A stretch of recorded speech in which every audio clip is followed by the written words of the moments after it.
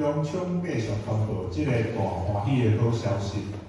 摆设一个新不灿烂的体明星来显明上帝的荣光甲尊贵。这个灿烂的星辰，就是要互人知，天庭会记你古早的应允，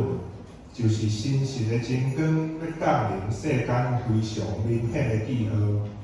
这个灿烂全新的启明星，也引起侪东方气象专家的好奇甲想象。那咱就来读马太福音的记载，希律王的时，耶稣已经出世伫犹太的伯利恒。有几落个博士对东方来到耶路撒冷讲：